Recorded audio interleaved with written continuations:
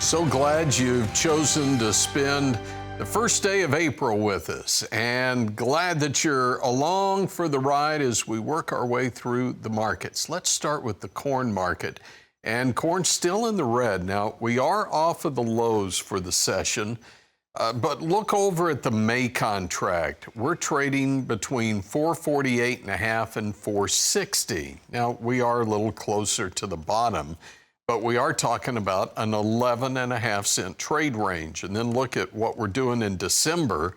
That's a dime trade range, and we're at 479 3/4, down 4.5, but trying to work our way back into at least towards the positive territory right now.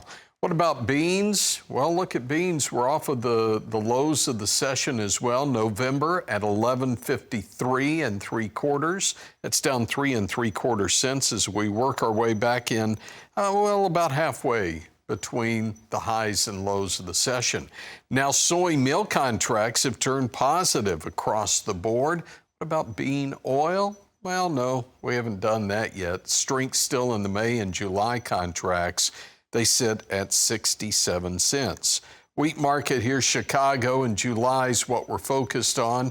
It's the crop in the ground and down 19 1/4, 607 1/4. Hard red, July 21 1/4 lower, 627 1/2. Spring wheat, it's lower. And how about that cotton market? It's now higher on the December, up a half penny, 74.92. We've been into 75-cent cotton already today.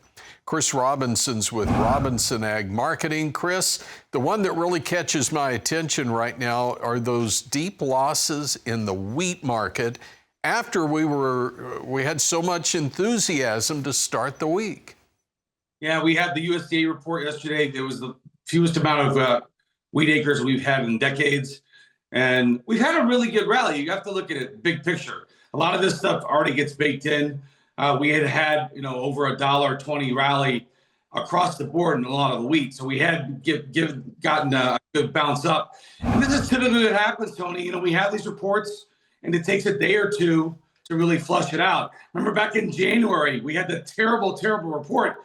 We put our bottom in, and then 2 weeks later, we had worked through it. So this report that we got from the USDA yesterday, there was nothing shocking in there. I think a lot of people were surprised that there were more corn acres and less bean acres. I think we had expected the opposite of that.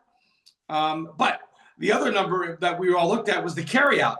We're well supplied with both, across the board, corn, wheat, and beans. So we're kind of back to trading money flow. The biggest driver, unfortunately, has been crude oil. Crude oil is the reason we got to 22 and 23-month highs in the grains and the new crop corn and beans. That was the reason. Now you see if this situation in Iran is going to wind down, crude oil is lower, and that could take some of the steam out of this rally. And I think that's really what's going on more so than anything, supply and demand related. This is money flow related, and these are something. This is something we're really gonna have to watch here for the next week.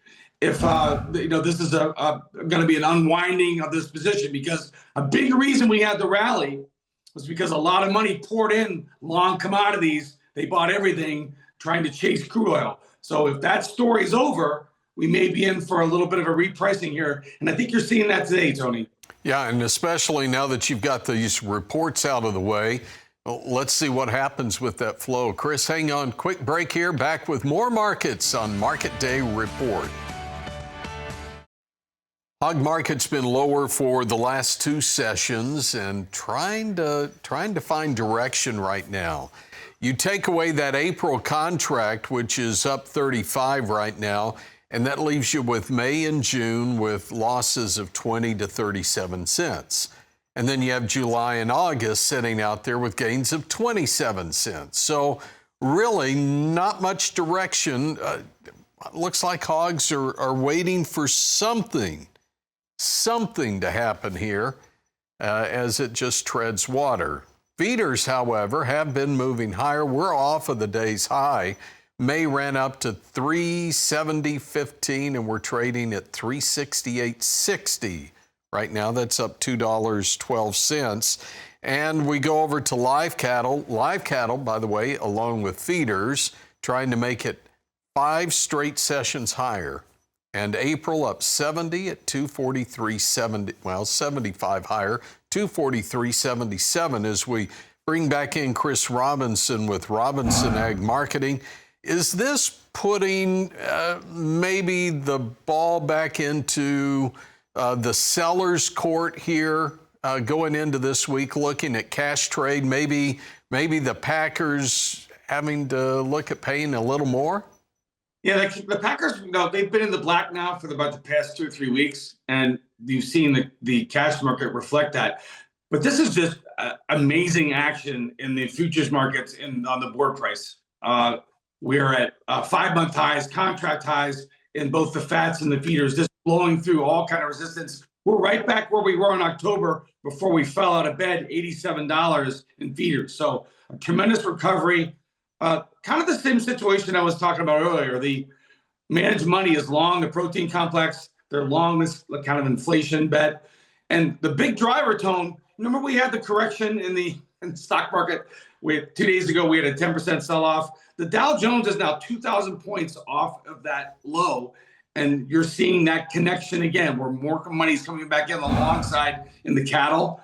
I don't know, people are going to start talking about, where's the top in both fat cattle and feeder cattle again. When you look at these board prices, they're just on fire.